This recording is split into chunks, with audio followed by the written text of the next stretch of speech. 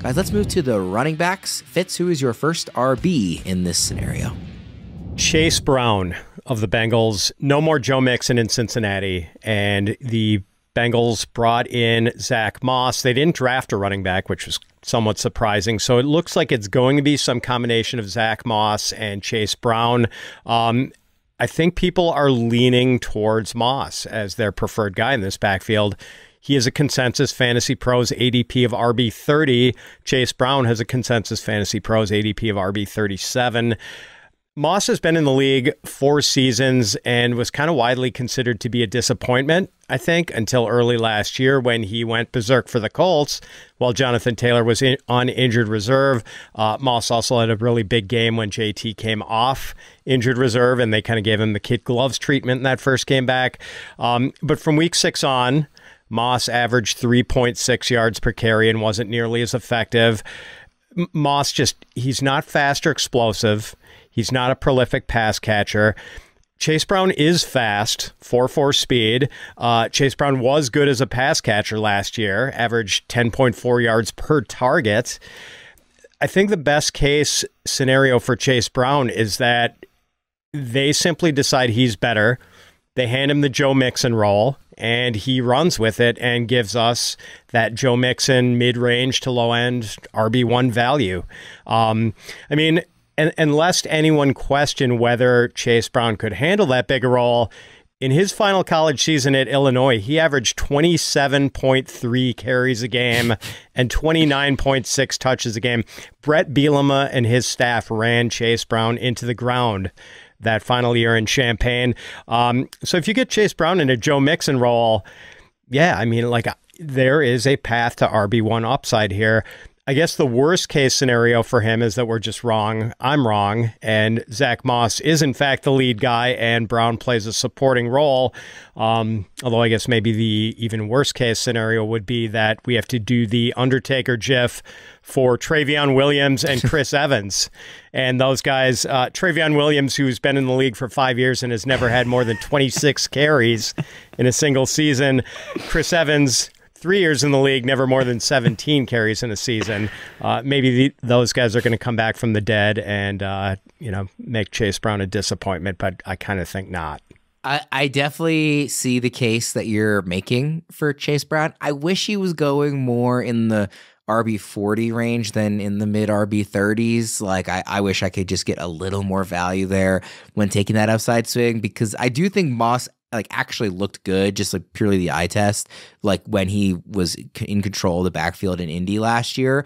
But I definitely see the upside case is clearly there, and we're talking about sleepers, not guaranteed things. Erickson, where do you have Chase Brown ranked? So I have him right at ECR at RB37. But I have him ahead of Zach Moss, which is really the more important way to kind of distinct how you feel about Chase Brown. I'm firmly on the Chase Brown side, and I think that it's super telling where there's a parallel universe out there where if Jonathan Taylor never gets hurt or has a contract holdout, Zach Moss isn't even on the Bengals because he's a free agent, because nobody signed him, because he didn't play at all, because he wasn't any good. So that's the thing that concerns me about Zach Moss, was he was kind of gifted. Basically, Deion Jackson had to play the worst game possible in week 1 for the Colts, with a 98% snap share. It'd just be so horrible. The team was all right, we got to give Zach Moss the ball, even though he's coming off a broken hand injury. We have to give this guy a chance. And yeah, he delivered with it, but we've seen Alexander Madison deliver plenty of times. But when you have to actually be the starter from the get-go and earn that job versus getting the job because of an injury, those are two different things. And that was something I tried to warn people about with Madison, where it was he never earned out touches over Dalvin Cook. He played when Dalvin Cook got hurt and delivered. That's different. And I think it's telling that Chase Brown, as a 5th-round rookie, earned his way onto the field with a healthy Joe Mixon. He did not get onto the field because Joe Mixon got hurt. He earned touches, and he delivered with them. So, I can only imagine when they're in practice and you have Zach Moss plotting out there, and you have this explosive Chase Brown who, like Fitz said, can handle a workload. I remember writing that about him, where it was maybe I'm not so sure how explosive he was, but his testing was really good. But I really feel Chase Brown, the NFL, if someone's going to give him 25 touches, he'll do what you can do with 25 touches. And I think that's all the Bengals are looking for. And I think that when push comes to shove, they're going to get way more out of Chase Brown than Zach Moss. And I think most NFL teams are probably going to realize that. I loved watching him at Illinois. He was a very good player that final season. Erickson, who I was going to say, Worm, you had your memory of Jahan Dotson destroying the Maryland Maryland Terrapins. Chase Brown just completely trashed my Wisconsin Badgers in his final season, and they just like steamrolled Wisconsin at Camp Randall that year. Yeah, he was really good in the Big Ten that season. Erickson, who's your running back? So this was D-Bro's RB1 last year, and now he's a sleeper. Tony Pollard. It's just very bizarre how far we've fallen from Tony Pollard being someone that we all loved, breakout year as a backup, and then gets the starting role and basically just pukes over himself. Like, it just didn't work out for Tony Pollard last year. It's basically the worst run out that you could have. And fast forward to 2024, not in Dallas anymore. They didn't bring him back. He's on the Titans, and we're like, okay, but Tajay Spears is there. So what does his offense mean? Like, is this going to be a committee? How good is Will Levis? How good is this offensive line? So there's just a lot of question marks about the offense overall. So the worst case scenario is that Tony Pollard is what he is last year. Like, that's what he is actually as like a starting running back, and he's just not very good. He's not dynamic anymore. He's not that explosive guy that we saw when he was in a part-time role playing alongside a banger like an Ezekiel Elliott. And then obviously the other concerns are, Will Levis entering year 2. Like, he had one good game against the Falcons, and that was it. And a lot of quarterbacks that are not good have good games against the Falcons. Like, just look at the Falcons, like, defense historically has not been great. So, and then the offensive line, they've obviously drafted players to improve it, but until we see it all put together under Callahan and the new staff, you should remain somewhat skeptical that, this is going to be a top 10 offensive line. So those are the worst case scenarios with Tony Pollard. But the best case scenarios obviously start with his price tag. He's like super cheap now. And I still don't believe that he's not that same running back that was super explosive, that we were just begging for the Dallas Cowboys to give more touches to over Ezekiel Elliott, because I've hit on this point a couple times, but from week 11 onward, this is when Tony Pollard basically said, hey, I feel like myself again after he broke his leg in 2022. He broke his leg, and then after week 11, he was PFF's highest graded running back. Like, he felt much better. And although the counting stats, specifically touchdowns, weren't there for him, even though he had all the red zone touches you could possibly ask for, he just ran bad in the end zone. Like, that happens sometimes. Sometimes guys don't convert on touchdown regression. Like my guy Cortland Sutton 2 years ago with Russ, like, had all the end zone targets, did not score, and then what happened the next year? He scored all the touchdowns. So I'm trying to learn my lesson about being high on a player 1 year and then thinking back and be like, well, I was just wrong. Well, maybe I was just a year too early. And that's kind of how I feel about Tony Pollard. I think that maybe we just jumped the gun. We just wanted to kind of put him as RB1 and he's going to be all great. And then it just didn't work out. But in a new environment where the Titans, I think that they will be better on offense. I do like the improvements they made on the offensive line. They've added a bunch of different wide receivers to help Will Levis develop in year 2. So for me, my prediction for Tony Pollard, he's going to score more fantasy points and potentially a committee role with the Titans than he did last year as the Dallas Cowboys RB1. When you first sent me the names for this show, our producer John said that he wanted to define this as anybody outside the top 24. And I, before looking at the rankings, was about to respond and say, you messed up. You accidentally picked Tony Pollard. No. Like, oh, no. His ADP is RB26 and his ranking in ECR is RB25. So he is outside the top 24. I was really surprised by that. Like, I didn't expect him to be ranked as an RB1 or anything. Obviously, like you laid out everything that happened last year. But he's somebody, if he stays at this price, I will have him on a lot of teams because I think the upside is really apparent. The market with him is it's just back to him just being Zeke's backup. That's where he's being drafted again, when he was always more viewed as a handcuff that would always deliver when he didn't get the opportunity to do so. And I just think last year, it was just a really bad run out for him. And I don't think that we should be so aggressive penalizing him, even in a new environment. They had Tajay Spears and they still elected to sign Tony Pollard. So I think that means something at least. Yeah, I mean, just even in looking at ECR, I'm not sure which of these names I would specifically line it up as, but some of the names that he's going around or behind: Mostert, Najee, DeAndre Swift, James Conner. Mostert, 33-year-old running back or whatever, versus Tony Pollard. Imagine saying that to someone last year and they'd be like, yeah. Yeah, they would think you were on all types of weird things. I'm going to be taking him higher than a lot of these guys that are ranked higher than him. Fitz, what do you think about Pollard? Are we out on an island here? Or? No, I mean, what Erickson said at the end of his Tony Pollard spiel made a lot of sense. It kind of resonates that, yes, like Tony Pollard could go back to a committee role where Tyjae Spears does have a significant role to play himself, and Pollard could still be really good in that. Because, like, I don't know, people just mistakenly figured the remarkable efficiency Tony Pollard had always shown as a runner and as a pass catcher in Dallas was automatically going to travel over to a full-time role, and that he'd have the same efficiency, just more volume. Didn't happen, although maybe it was the injury and, you know, coming off tightrope surgery, not a surprise. He wasn't super effective early in the year, but I kind of want to see him go back to having that super efficient part-time role. And I don't know about you guys, but preseason's still 3 months away. The Titans are a team that I'm really going to be fascinated to see how everything is comes together. Now they've got Tyler Boyd, they've got DeAndre Hopkins and Calvin Ridley. Can Will Levis make the passing game go? Like, I can't wait to see the Titans in the preseason and start to look for clues. Yeah, I would say I'm not excited to watch them, but I'm fascinated to watch them. I'm really curious to see how that I think how that plays out. They may end up being like so last year the over team, right, in the bets was the Colts, because of just like the chaotic nature of Gardner Minshew in that offense. I think that could be the Titans, where it's just like Will Levis is either throwing an 80-yard touchdown or like sack fumble, and it's just the other team head scores. It's because like points galore and just absolute chaos. I mean, this is the most interesting the AFC South has ever been, right? Like the Colts getting Anthony Richardson back and what they've added with A.D. Mitchell. Obviously, the Jags we've already talked about a bit. And, you know, clearly CJ Stroud, like, what does he do in year two? They added Diggs. Levis is like, if he fails, it's going to be because of him, not because of the talent around him. Like, I'm really fascinated by that. I know. I'm just looking forward to that Saturday wildcard game with two AFC South teams, because that's what always happens in the early window, 4:30 p.m. It does seem like a good Colts-Titans spot this year for the wildcard game, doesn't it? Yeah. All right, Fitz, who's your next running back here? Oh, I was going to try to keep rookies off this list since we've been talking about rookies ad nauseum for the last 3 months, but I couldn't keep Blake Corum off this list. And it just seems like with the landing spot for Corum going to the Rams, the upside for him is that Kyren Williams gets hurt again.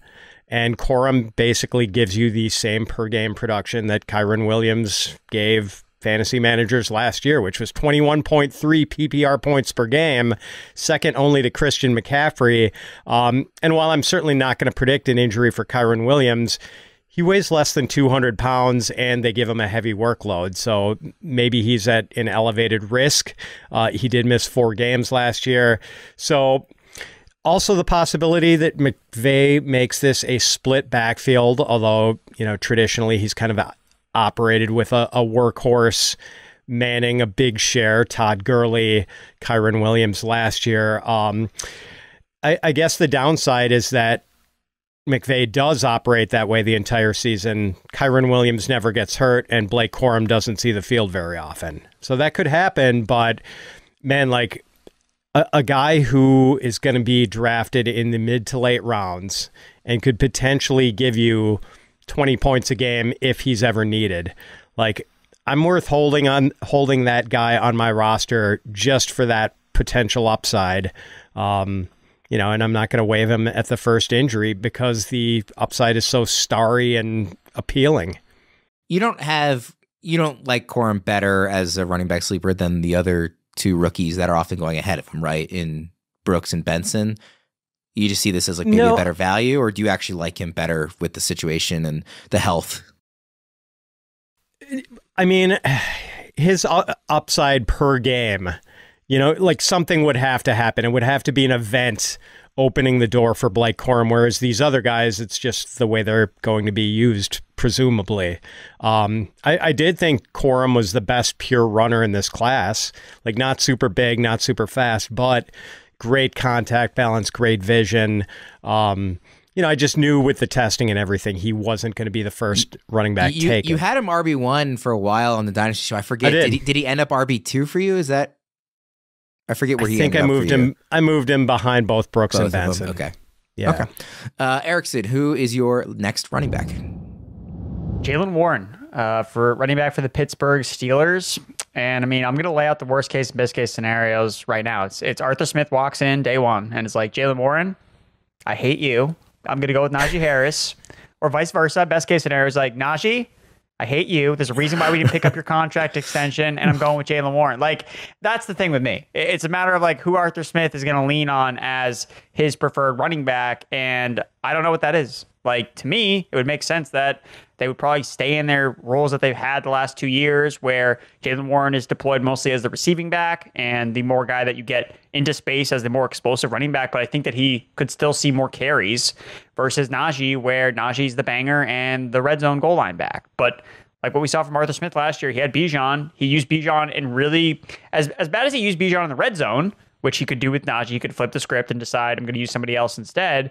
He did use Bijan a lot in the passing game, which I think could be Jaylen Warren's role, just based on what we've seen from Jaylen Warren as a receiver out of the backfield with the Pittsburgh Steelers. So, and just from a rushing standpoint, Warren was superior to Najee Harris all last year, 4th in yards per carry, 3rd in rush yards per carry after contact per attempt.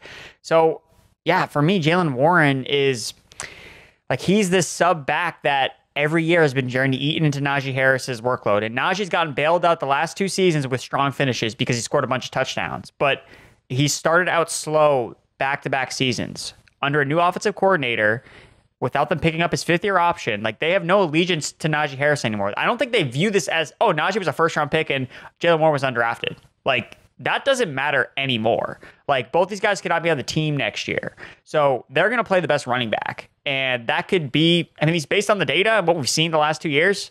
That's Jaylen Warren to me, not Najee Harris. So if Najee Harris starts out slow for the 3rd year in a row, there's not going to be time for him to dig out of the hole. And I think that Arthur Smith is going to see that. And I think that he's going to feed Jaylen Warren more than Najee Harris. So for me, the prediction here is that the gap separates more than it did last year, where they were basically tied, and just kind of depending on format, Jaylen Warren actually scored more points in PPR. Half PPR was basically a tie. But Jaylen Warren, I think, is going to be a top 24 running back, and Najee's going to fall outside the top 40. I can't see a compelling argument to draft Najee Harris based on his touchdown dependency in an offense that has so many moving pieces, whereas Jaylen Warren is the better receiver. He's a more explosive rusher. And, I mean, if Arthur Smith just opens his eyes and is like, okay, like I should probably feed Jaylen Warren the ball a little bit more, then I think that you're going to benefit more from drafting Warren than sticking to the 1st-round draft capital that Najee Harris has had. That I think the Steelers have already shown, like, we don't really care anymore because, again, they didn't pick up his 5th-year option. Now, the worst-case scenario with that, too, is like, okay, we're just going to run him into the ground. Like, that's also a scenario, too, that would not work in Warren's favor. Or if Arthur Smith just decides, like, now we're just going to ride Najee because we've seen him ride the more inefficient running back before, like we did last year at times. I don't know how many arguments you're going to win when at a certain point you say, if Arthur Smith just opens his eyes, because I think we've seen that that's not going to happen. Now, I think it would make sense that now that he's not the head coach, like he doesn't have kind of unilateral like authority, and Mike Tomlin could come over and say, listen, this guy's better and you need to play him. Like, I'm not going to allow you to only go with Harris. But I do feel like Najee is the type of guy that, like, particularly in the red zone, like you alluded to, I could very much see that being Arthur Smith's preferred choice for getting any kind of short touchdown. Fitz, where do you rank Jaylen Warren? Oh, man, I think he is in the high-end running back 3 territory. I want to say I've got him at like running back 26, 27 or so. And everything Erickson said makes perfect sense to me. I see the appeal for him. It's just, do I want to pay for a ticket to the Arthur Smith House of Mirrors in the Pittsburgh offense? And I just, like, I'm leaning towards not wanting to pay that admission. And like Erickson said, the one thing that the worst case scenario is Jaylen Warren basically getting the thumbs down from Arthur Smith. No, Najee is his guy.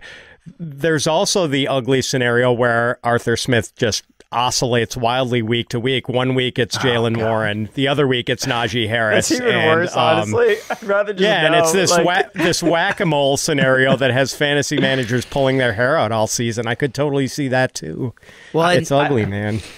Go ahead, Erickson. I don't mean to go off on a tangent, but like one thing that I've always envisioned that I would think would be super progressive for a coach to do would be like, right, like every single week they just switch off the running back they use. Like this week is Jaylen Warren. It's all Jaylen Warren. We're going to load him up. And and then the next week it's Najee, and they just switch. I mean, because running backs, again, we see them being so replaceable week in and week out. It's like, why can't a coach step up and be like, I'm going to get the best of my running back if he has a full week off, Erickson, doesn't play at all. Are you or are you not a fantasy analyst? This is terrible for our game. What are you suggesting here? Don't put this out into the ether. This is what we need. The other thing to remember with Pittsburgh is, like, I think Justin Fields at this stage is a better quarterback than Russell Wilson. And if he, sort of ends up solidifying himself as the starter, then the most explosive runner in that backfield, like, might not be Jaylen Warren. It might be Justin Fields. And that might be something that Arthur Smith tries to take advantage of. That could also really hurt Najee, because if it's like, oh, Justin Fields goal line packages, like that's what we're doing in the red zone, and that's going to hurt Najee more than hurt Warren, because Warren, like, we're not expecting him to get the red zone work at all. If Najee loses that to quarterbacks, then he's like screwed. Well, it's either Justin Fields is in the role and he eats into their work, or Russell Wilson is in the role and they're not good enough to score a lot of touchdowns. So I don't know how many times they're going to be on the goal line if Russell Wilson is their quarterback. So